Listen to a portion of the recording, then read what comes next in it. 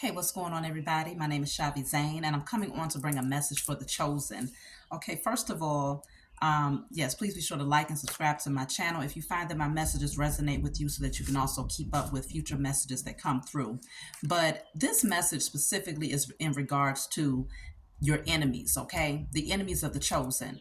They are very afraid at this point because they're starting to realize that pain actually activates your superpowers. Pain actually awakens your spiritual gifts. It actually fuels you to become stronger. Okay. So many of you have gone through a series of events, painful events. Okay. Unexpected turns of events that have happened in your life where you probably didn't know where you was going to get your next dollar, or your or health situations, or things that was happening with your family or your love life, or many different areas were being affected by the powers that were, who have been doing spell work against the chosen for a very long time, because they recognize that moving into the age of Aquarius, this will be the time that we begin to really awaken on a mass scale. Okay, the body of Christ consciousness will awaken. Before, we had a few people that were awakened, but the energy was not as intense as it is now with those of us who are awakening in large numbers. Okay, and so there's been a lot of spell work that has been done over the past few years, especially like within the last 5 to 7 year period. Of course, the chosen, y'all have been going through things all of your life, but I'm talking about the intensity. They definitely picked up the intensity of the spell work and trying to use these energies against us to bring us down so that we would not awaken and step into our power to shift the energy and get back on our thrones. Okay, and so now these people, these entities, these beings, not just the powers that were, but those who are also in your intimate space, who you have known, maybe grew up with, or you might have had around you on a personal level, they now realize that pain activates your superpowers. And so, regardless of what they try to do to you at this point, now they don't want to do anything. They don't want to work against you anymore, because they're starting to realize that every time they do something against you, every time you go through a unexpected event that causes some form of setback, it literally sets you up to fuel you, to give you that energy and that fire, and it makes you propel forward even further. So now they're starting to realize that they have actually played a role in helping you with your awakening process and in helping you to become more powerful and stronger. So now they're terrified because they've realized that all of the energy that they put out there now has to come back to them. It's going to impact them in a very massive way that they don't know how to handle, because they're not built like we are. They're not built to deal with those types of trauma and that type of pain and those types of losses, the ones that they wanted you to go through. Okay, so we're going to look into the energy of the plan. What are they planning at this point, now that they realize that spell work is not something that can actually, it's not going to bring us down. It might cause a very temporary setback, but it is a set up for forward movement. And so the question is, what can you do? What can you do at this point? Okay, because they're also realizing that, because many of the powers that were, they wanted to take us out of here. It's like, okay, well, if we can't do the spell work, then we need to take them out. But they're realizing too that we are spirits having a human experience. And so if you kill the flesh, you can't kill the spirit. So now you got to deal with an even bigger problem. Okay, because now we will be operating in the spiritual realm in a very powerful energy, because we've evolved already in this lifetime. And so it will come back so much harder that they can't even do that. Taking us out would be, it will work against them on, I mean, in a way that they already understand, they can never even imagine. It would be too massive. Okay, it would be like detonating a nuclear bomb. Okay, and so they can't do the spell work. They can't take you out of here. So what's the next step? What are they going to do? Okay, so let's just see what's going on. What's the plan? Okay, because they've ran out of tricks. You see what I'm saying? Their trick bag is now empty. So let's see. What is the powers that we're planning against the chosen at this point, knowing that there's nothing else that they can do? Pain actually fuels our superpowers. Shoot the book. Hold on, y'all. I'm trying to get to channeling the energy here. What are they planning? All right, so let's see. A line of poetry will take us hours, maybe. Yes, if it does not seem a moment's thought, our stitching and unstitching has been not. Okay, so that's a poem there. Let me go down and see what this is all about. Humanity's first notion of power came from primitive encounters with nature. The flash of lightning in the sky, a sudden flood, the speed of ferocity of a wild animal, these forces required no thinking, no planning. They awed us by their sudden appearance, their gracefulness, and their power over life and death. And this remains the kind of power we have always wanted to imitate. They want to imitate the power of the Most High God, those things that naturally happen. They've always wanted to imitate that. Okay. Though science and technology through science and technology, we have recreated the speed and sublime power of nature, but something is missing. Our machines are noisy and jerky. They reveal their effort. So you can't hide it. You can't hide the fact that you're trying to mimic something, that you're trying to mimic the Most High God, because your man made machines and things is too noisy now. It's too obvious, right? It's too obvious. So they can't hide their hand.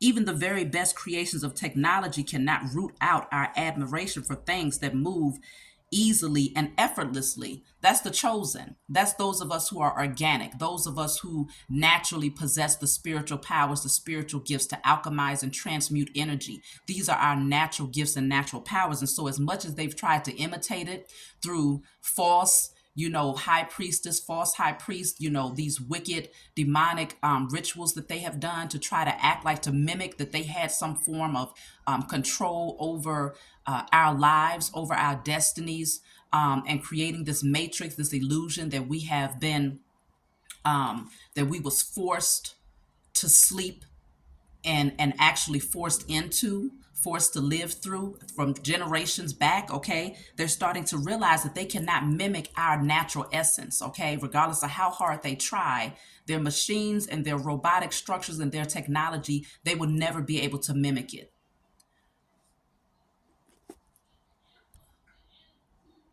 Okay, so let me see. um The power of children to bend us to their will comes from a kind of seductive charm that we feel in the presence of a creature less reflective and more graceful than we are. We cannot return to such a state, but if we can create the appearance of this kind of ease, we elicit in others the kind of primitive awe that nature has always evoked in humankind. So something about the power of children to bend us to their will comes from a kind of seductive charm. So it's like they want to go back to this space of creating this illusion of innocence, the innocence of a child, so that that innocence that they project out into the universe will be seductive to those who witness it.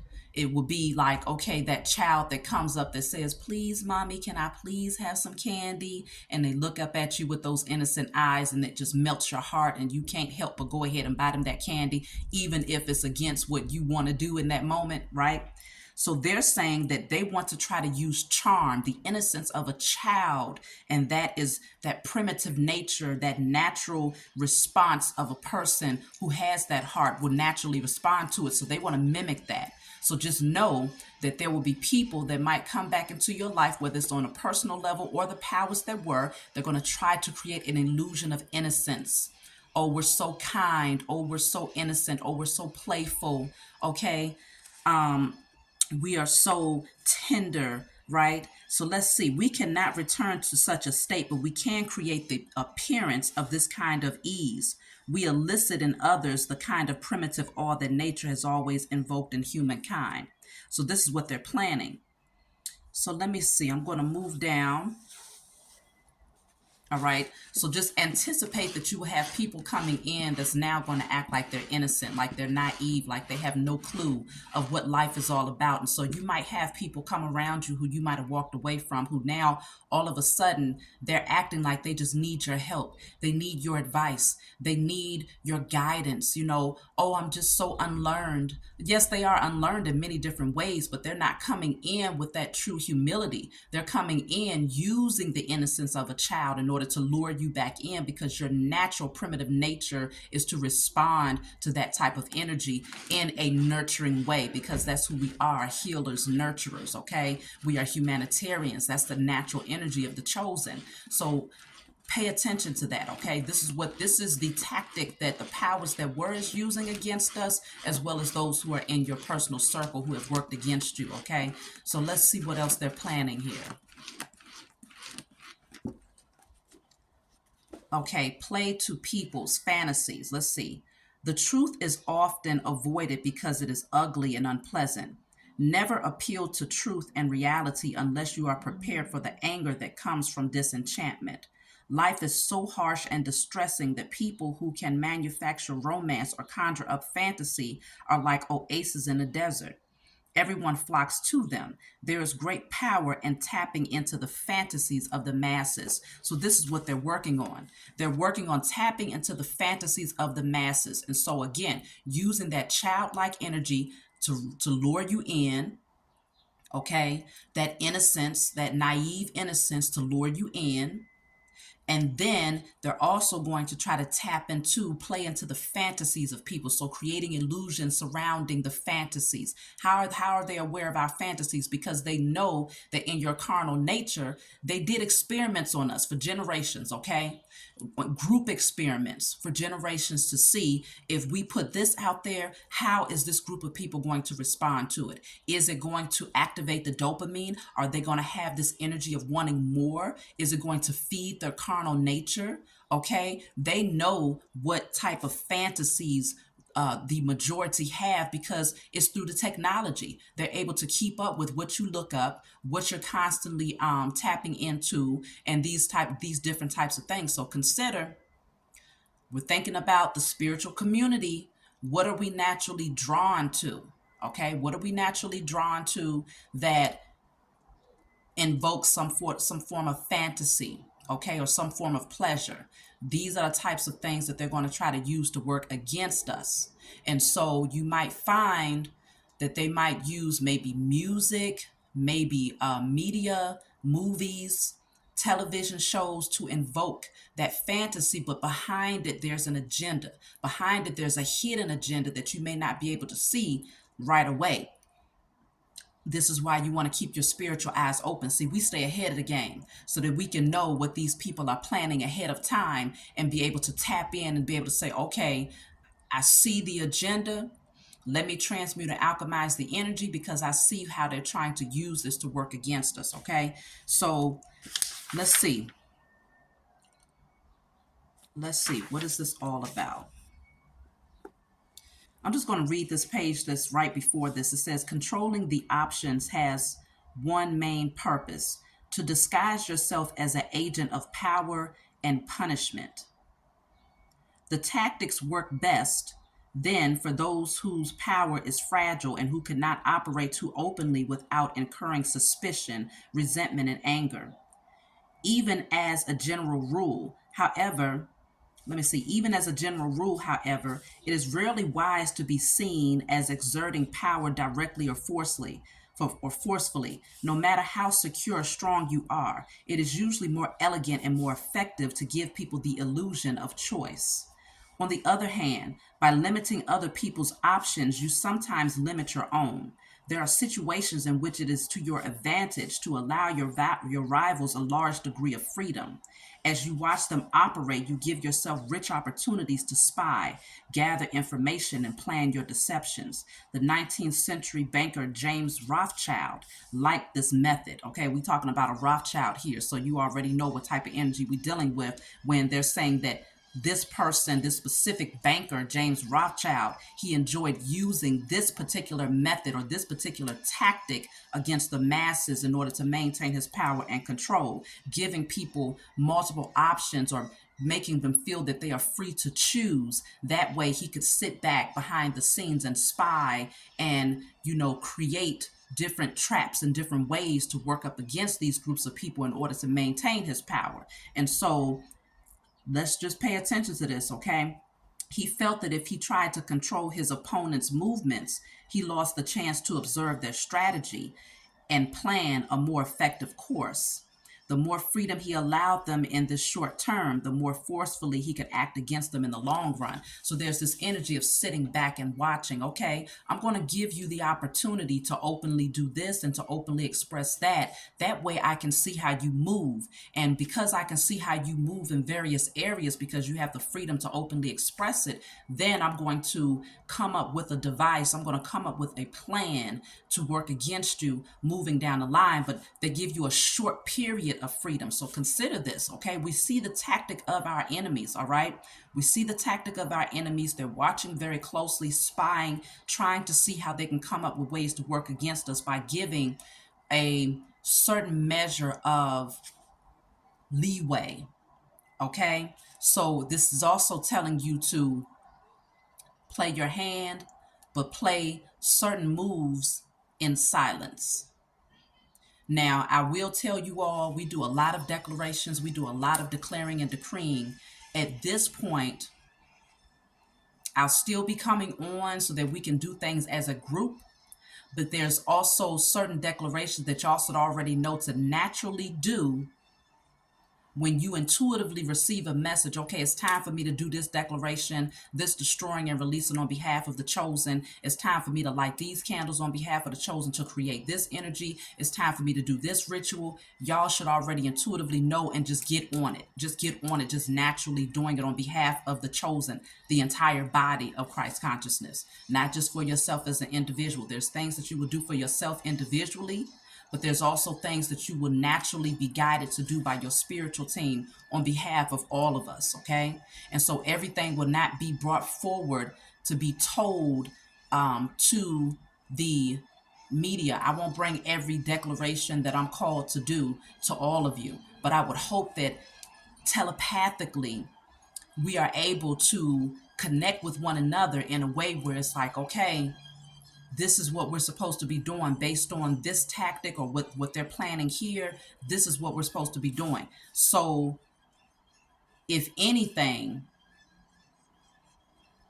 I'll be bringing messages forward to see. We're going to tap in every now and then to see what they're planning and what they're up to. And you all will intuitively know what ritual needs to be done in order to offset their plan or their tactic, okay? Because they're watching us to see how are they playing their hand? What are they strategizing? What are they planning? Just like I told you all, that dream that I recently had a few days ago about that so-called Queen Elizabeth coming in my dreams and telling someone, I want you to go and get them, pointing at me, okay? Pretty much saying people that are like me, people who have a passion to fight this thing in a spiritual realm and to declare and decree that all of these things are shut down and that the highest form of righteous judgment is served, and bringing forth the truth and unveiling and unmasking and all of these things. They want to come after those of us who have these special gifts of seeing their tactics and their plans and their agendas, okay? So they're watching people like me specifically, knowing that we have specific gifts of seeing, and they're trying to see, well, what are they doing in the spiritual realm that's offsetting the energy? What are they doing that's making our tactics less powerful? What are they doing that's killing the beast of our system? And so now they're like, okay, let's sit back. Let's give them a certain amount of freedom to openly express the ways that they move, so that we can then work against them. But see, the foolishness, this is how stupid these people are, is that they don't realize that we do a very small part. We have a very small part in this thing, because destiny has already established that their time is up. They have created a certain amount of karma for themselves, major karma for themselves for generations, that has to be balanced out. Meaning it has to go back. The boomerang effect has to hit them at this point. And so they think that if they watch us and if they see, oh, well, what rituals are they doing? What are they unveiling? What are they able to see and understand now? Okay, we're going to use that to work against them. We play a very small role in this. The Most High and our spiritual team is doing 99.9% of the work. We only got to bring in 1%. You see what I'm saying? Then that's through our awakening, our healing, our transformation, and doing these declarations, bringing this evidence forward to ensure that we are now showing that we are willing to be the vessel to speak on behalf of the entire body to say we're ready for change. Okay, that's all we got to do. Once we do this, they do the rest. So these these beings, they truly believe that the power that they possess, that they've been able to replicate and duplicate the power that comes naturally from the Most High in our spiritual teams, so much so that they can actually work against those who are working for us in the spiritual realm. There's nothing that they can do, but they're going to try. And that's that. I mean, you got to give them a little bit of effort there. You got to give them a little bit of accolades for at least trying. Poor things. Okay, poor things. They got to at least try, and so they will. They will use people in your intimate space, in your personal life, to try to come back in, acting all innocent and childlike and naive, and I just need your help, and I just value your wisdom, just so that they can try to slip in. And once you connect or reattach yourself to those energies, they're going to use those people as pawns, work their magic on them, because they're very susceptible to be worked against by the powers that were, because they're still operating in their carnal nature and low vibrational energy. They still haven't done the work to heal, so they got a whole lot of dark places and within that this harboring mold and bacteria, okay, and wounds, okay. And so because of that, they end up being used as the pawn to then insert themselves into your energy, and then they hope that they can pull you backwards and offset, to try and offset and postpone their demise, but it's nothing that they can do about it. So we see the tactic, y'all. All right. So let me pull some cards to see what I pick up on here. Okay. So the Seven of Cups, that's the illusion right there. That's the illusion. Now, what am I seeing here? In the background is a man who's standing in front of a woman who looks like she's of royalty based on the way that she's dressed. And he's reading something to her. He's in a suit. So it's like they're from two completely different walks of life here, or two completely different timelines. Okay, if you look at this in the background, two completely different timelines. She's dressed in royalty and he's in a suit. So it's almost like this energy of trying to convince her, trying to create an illusion by reading something to her. Okay. So something that's been written, they might try to bring forth some form of text, some form of law, policy, statute, something to create an illusion for those of us who are the chosen beings, the royalty here. Trying to convince through illusion. That's what the Seven of Cups is all about. So what is this? What is the Seven of Cups? What is this man reading off here?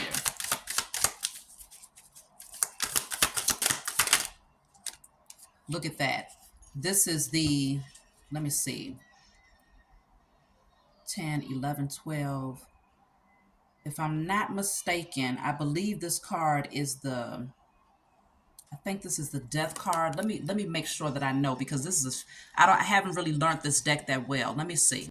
Okay, so this is actually 12, major arcana for the Hangman. Okay, this is the Hangman. So this is like the illusion that they're reading off on this transcript here, would deal with them being your eyes for you. Pretty much they want to blind you so that you're not able to become enlightened to something. They don't want you to become enlightened to something that's actually very obvious if you take the blinders off. But as long as they keep you in suspense and Hangman energy, it's like they become your eyes, okay? They want to be your eyes. But this is also that energy of watching you, because remember, the other part of the text said that they are giving a certain amount of leeway and freedom as they sit back and strategically watch. It also spoke about agents, okay? So when you're talking about agents, you're talking about people that's placed in your life to watch you, to see where you are energetically, emotionally, spiritually. What vibration are you operating from, so that the powers that work and then use, they can siphon that information from these agents who are constantly watching you and use it as a tool to create tactics to work against the chosen as a whole. Okay. So they're definitely trying to create an illusion to put a blinder over you, because this person here, the way that even the body, the way that they're sitting, it looks like they feel helpless, like they feel powerless. Okay. And so there's something that they want to create here. There's an illusion that they want to create through some form of text, so that you cannot see the truth here. So I have the Two of Cups coming out. Two of Cups deals with union. It deals with connection. It deals with seeing eye to eye, soulmate type of energy.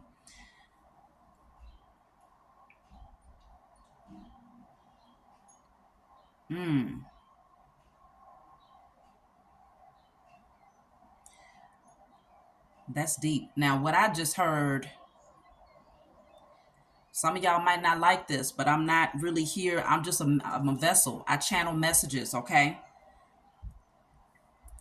The what you see here is two people who you see some cultural differences here, okay? Back here, there's a woman and a man. He's in a suit, so he's more like Americanized, or more conditioned to wear a certain type of garment, right? But this woman here is dressed in like what you might call Native American garment, okay? She has the fringes on, she has the feather in her head, and so does this person here, okay? I feel like a part of what they want to create in the illusion is that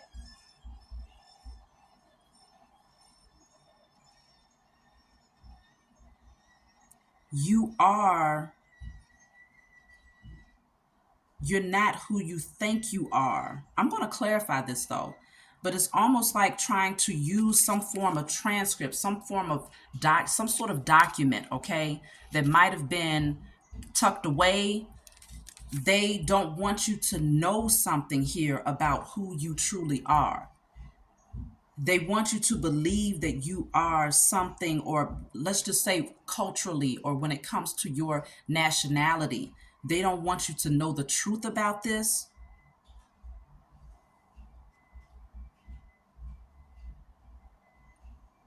Because even looking at this picture, this man in the background with this the Native American woman who's trying to talk to him,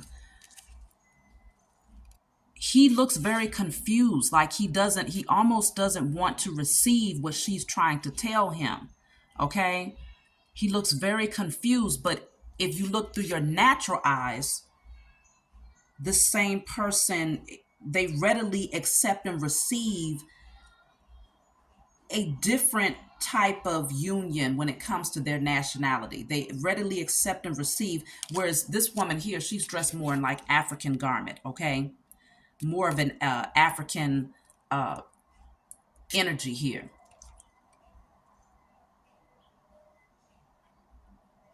I think that this document that they're trying to use here, they're going to bring something back up that comes from, it's a historical document that deals with our nationality and who we truly are.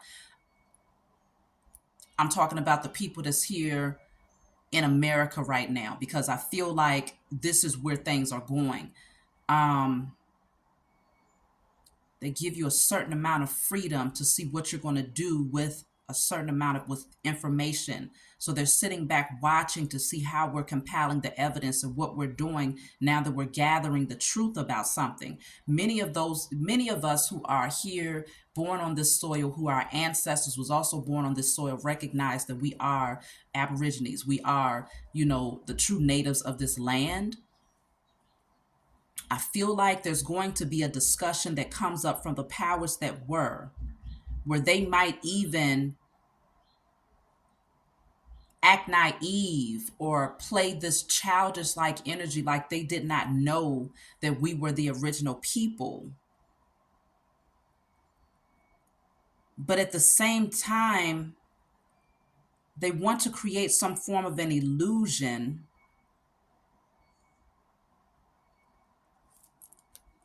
Let me see. I'm going to pull some more cards, y'all, because this is getting a little bit deeper than what I anticipated. This is more like up, along the lines of Dane Calloway. If y'all watch him, he brings a whole lot of information historically. I'm more of a spiritual investigator, so I can't say that I'm well read on many of these things. Let me see. So I have Major Arcana number 11 here. So this deals with justice. This is a justice card. And as you can see, this man here, he has a bow and arrow. He has a feather in his head. And there's a lot of people that's standing here. I feel like this is the energy. This represents the chosen, because we're now receiving our justice. We're now anticipating that the scales are going to be balanced. Okay. These are people that are actually rejoicing in the background. They're rejoicing for justice. So we rejoice for our justice. The truth is getting ready to be brought forward, I feel. The truth has already been brought forward. Many of us who have awakened already know who we are, where we come from. And we also understand that this is our land, and that, inherently, it is our birthright to have what is inherently ours. That, these people came over here and stole what was ours through force, bloodshed, criminality. And so I feel like they're going to try to come forward with some form of document to try and put you back up underneath an illusion that you are not who you say you are.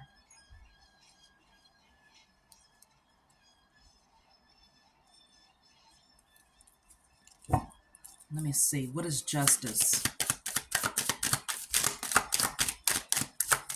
I might have to go back into the book, The 48 Laws of Power, to see what this is all about, if it's in alignment with what I'm feeling here. What is justice? I got a lot of major arcana coming out too. So I have the Ace of Pentacles. This is some form of like an offer. The Ace of Pentacles is like monetary. It's material. It's something tangible. It's, as you can...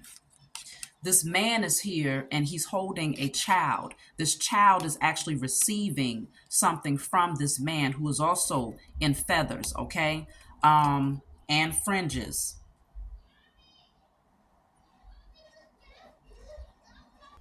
And this child is receiving this pentacle, which is like his inheritance. Justice is going to actually open up the opportunity for us to get what is inherently ours. The powers that were, might try to play naive. What they may do is come forward with some form of a document to openly express, like, okay, we're coming into the realization based on this documentation that many of you may be this nationality or you may be this one. And so they want to leave you in the blinders, but they want to see, it's like they want to blindfold you just to see what you're going to do with that information. Are you going to be able to intuitively connect with your origin? Or are you going to go based on what they present to you through documentation? So the documents more than likely are going to be falsified documents, because this card deals with an illusion.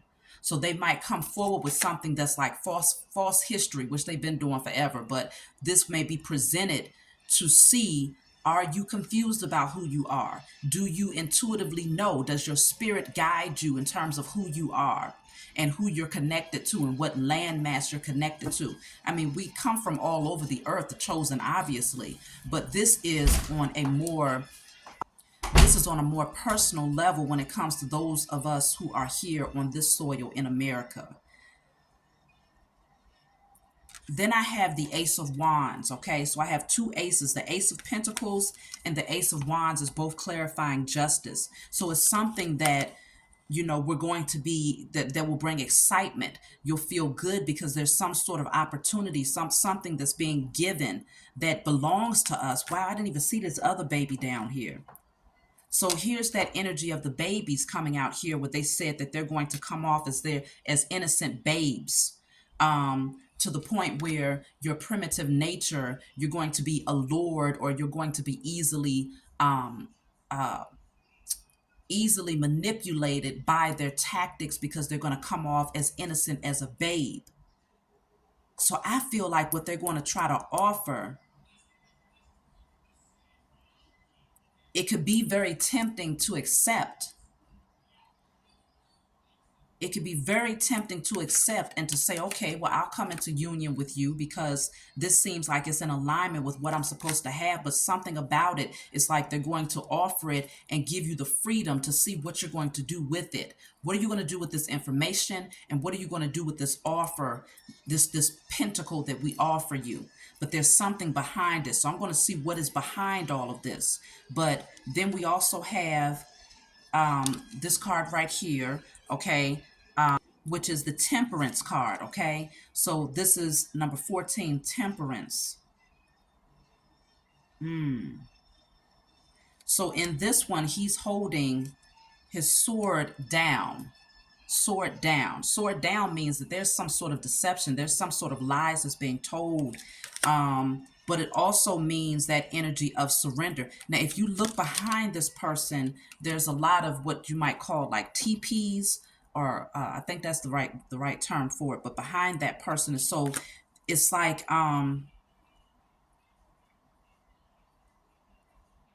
trying to see if we'll maintain that balance, or if that can bring forth some form of peace. It's like a peace offering, but it's an agenda behind this so-called peace offering. So let me see, what is this that I'm picking up on? I want to see, what is this document that's being read here in the background. What is that all about? So I'm going to channel the energy. What is this illusion? Because that's the Seven of Cups card. That deals with illusions, smoke screens. What is this all about? So I have here,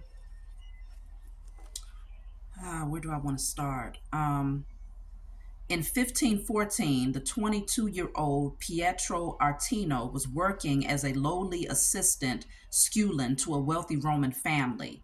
He had ambitions of greatness as a writer, to inflame the world with his name. But how could a mere lackey hope to realize such dreams? So this is somebody that wanted to be a writer. We are talking about documentation, so let's see. That year, Pope Leo X received from the King of Portugal an embassy that included many gifts, most prominent among them a great elephant, the first in Rome since imperial times. The pontiff adored this elephant and showered it with attention and gifts, but despite his love and care, the elephant, which he called Hanno, became deathly ill. The Pope summoned doctors who administered a 500-pound purgative to the elephant, but to all no avail. But all to no avail. The animal died, and the Pope went into a mourning. To console himself, he summoned the great painter Raphael and ordered him to create a life-size painting of Hanno above the animal's tomb, bearing the inscription, "What nature took away, Raphael has with his art restored." What nature took away, Raphael with his art has restored. So something gets removed naturally because it is a part of the cycle of life. I feel like this is their power. This is their position of power. This is their happiness. This is their monetary gain. All of those things that brought them a sense of fulfillment gets taken away because it is the cycle of life. Okay, it is the turn of events, that cause and effect, the pendulum swinging back. And so they want to replicate, they want to have someone come in to create an illusion that even though it was taken away, that it still lives on. What nature took away, Raphael with his art restored. So they want to feel like something has been restored, the illusion that something has been restored. Over the next few days, a pamphlet circulated throughout Rome that caused great merriment and laughter, entitled "The Last Will and Testament of the Elephant Hanno." In it read in part, "To my heir, the Cardinal Santa Croce, I give my knees so that I can imitate my genuflections." To my heir Cardinal Sante Quattro, I give my jaws so that I can more readily devour all of Christ's revenues. To my heir Cardinal Medici, I give my ears so that I can hear everyone's doings. To Cardinal Grassi, who has a reputation for lechery, the elephant bequeathed the appropriate oversized part of its own anatomy. On and on the anonymous pamphlet went, sparing none of the great in Rome, not even the Pope, which each one took it aim at their best known weakness. The pamphlet ended with verse, "See to it that Aretino is your friend, for he is a bad enemy to have. His words alone could ruin the high pope. So God guard everyone from his tongue." So there was a pamphlet that circulated throughout Rome to many of those who were in a position of power, such as the Pope, the Cardinal, okay? Many different people that was in a position of power received this pamphlet that described various parts of this animal that had died from natural causes to pretty much it was almost to embarrass, or it seems like it was to belittle them. The last will and testament of the elephant Hanno. To my heir Cardinal, I give great my knees so that I can initiate my genuflexions.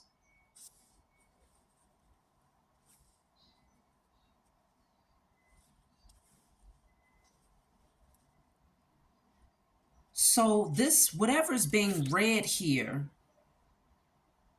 it's like to make a mockery of,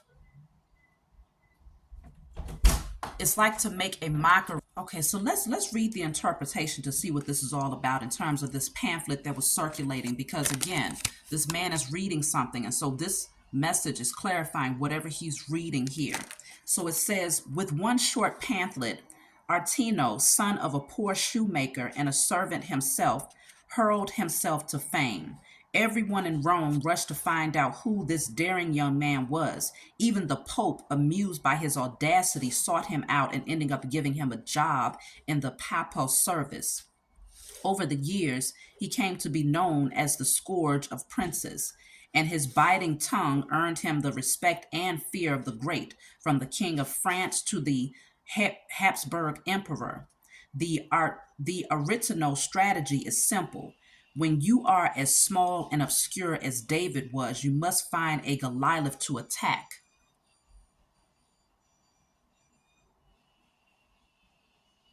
So it's something about, oh, so they take losses. They're small as David when you talk about in comparison to the Most High God and to the spiritual team that has been placed around us to protect us. They know that their position is very small. So they're going to try to find a Goliath within the Christ consciousness amongst us, a Goliath to attack by using some form of treachery, or trying to pretty much embarrass or humiliate that Goliath in our community by saying certain things to make them feel smaller. So that pamphlet that's going around could be them misquoting or telling some form of a lie to the community about a Goliath that was amongst us. So someone that we respected. If we're talking about in the 3D, it could be someone that we respected greatly, but they're going to put some form of a lie on this person's name to create an illusion to make themselves feel more empowered. The Artenio strategy is simple. When you are as small and obscure as a David, you must find a Goliath to attack. The larger the target, the more attention you gain. The bolder the attack, the more you stand out from the crowd. the more admiration you earn. Society is full of those who think daring thoughts but lack the guts to print and publicize them. Voice what the public feels. The expression of sharing feelings is always powerful. Search out the most prominent target possible and sling your boldest shot. The world will enjoy the spectacle and will honor the underdog, you, that is, with glory and power. So they know that they're moving into a position of becoming the underdog. They're going to try to use people within our community, though. They're going to use people within our own community.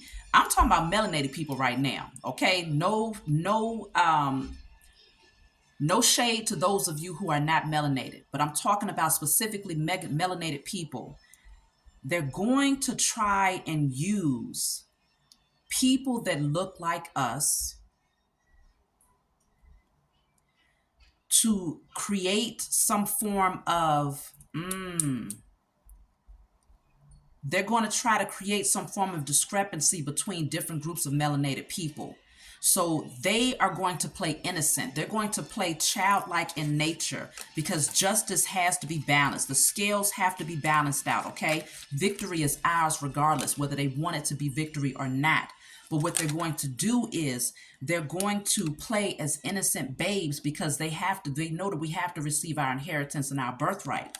They're going to try to use people that look just like us to pretty much write about us, to go around saying things about those of us who have been elevated within our communities, those of us who have voices, who have been speaking the truth, who have been bringing forth the truth. They're going to use people that look just like us, that are not us. And they're going to have them go around creating an illusion about specific Goliaths in our community. So if you want to talk about a Goliath, we might even say like a Marcus Garvey or a Malcolm X, but they're going to be speaking against those who are here in the present, They're going to say things about them and they're going to target them directly. And they're going to use specific people that look like us, that are not us, but they're going to feel like the underdog because we're receiving our inheritance. So they're going to try and create an illusion about our leaders or our teachers so that people end up at a crossroads about who they are and where they come from. And they're going to sit back while giving the freedom. They're going to give these people the freedom to openly express how they feel about the Goliaths in our community. And they're going to watch to see how we respond, because that's going to be their greatest. They're going to use it as their tactic to come back in hopes that it will give them that position of power again. So it's almost like they want to pin us against each other by using someone who is more of an underdog, who might have been more of a karmic within our community, or someone who looks like us but is not us. That person will be the David who's going to attack a Goliath through the media, through what they say, what they write, and what they put out in the media.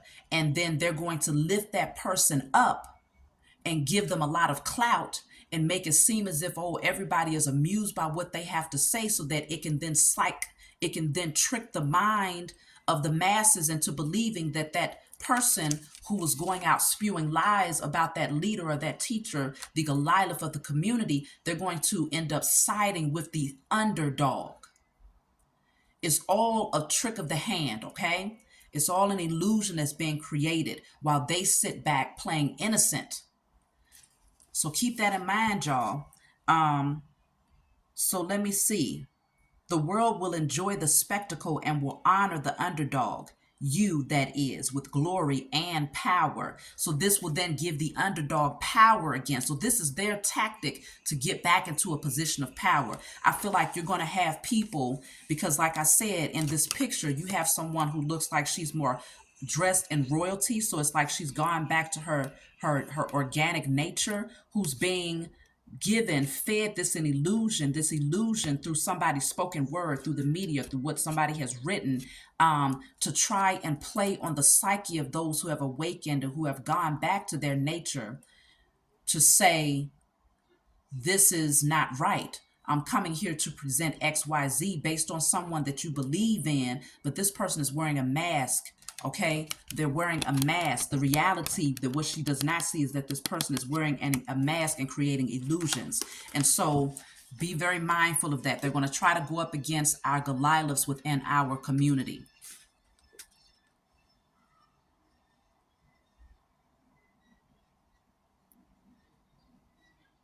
So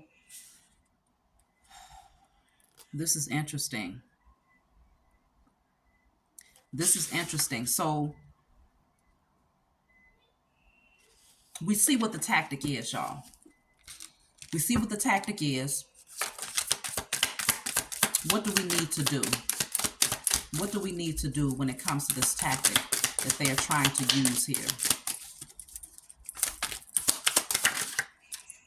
So we have the Three of Wands. Y'all see this, right? We have the Three of Wands here.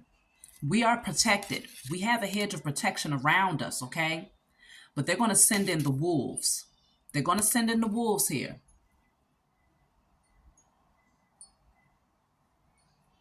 They're coming in using their best arsenal at this point, because they feel like they're going to put us in a vulnerable position where we are not standing in our power, okay?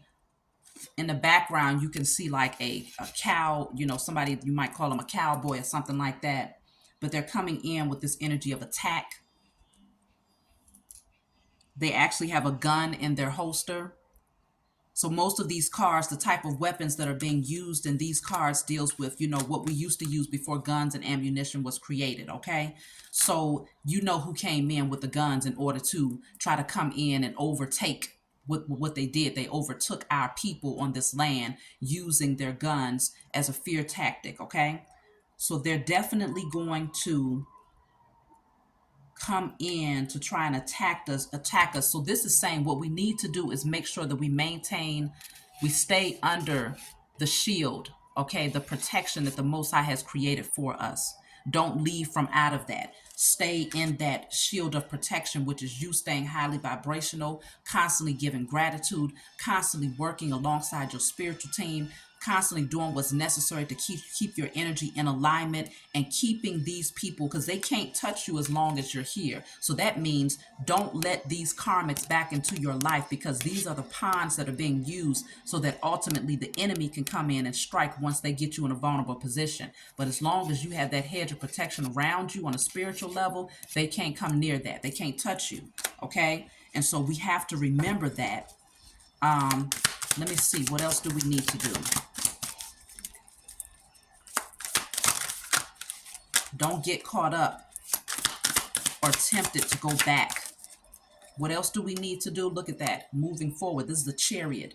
Take the reins of your life and continue to move forward successfully. Know who you are. Remember who you are. Know that you have the power to control your destiny. You've been given the authority to be the co-creator of your life as long as you operate from a space of honor and integrity. So you have the sword of truth. And with the sword of truth, you keep charging forward, okay? With that power of these same bulls that she's riding on. We have power and authority here because, see, behind her is a tornado.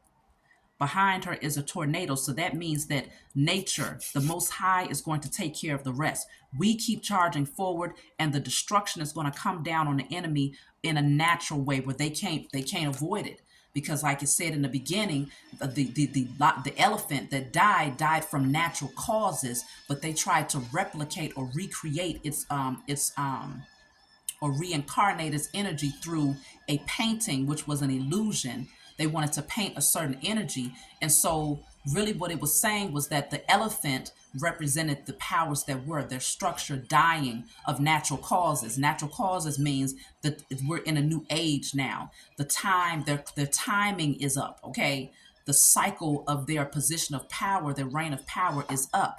But what they're hoping is to bring someone in who's very good at painting, who can come in to create a picture, a false illusion, so that they can then go out and share that energy. They're going to share that energy of the elephant with others who are in a position of authority amongst us, okay, our leaders, our Goliaths, so that they know that they're going to be in a position of being the underdog. But if they can go around, and give off this illusion to others through their spoken word or through the media, by using someone that looks like us, someone that looks like they're from our community. If they can feed us this illusion, then the world will be amused by this, and they will take the side of the so-called underdog to give them back that position of power. That is the tactic.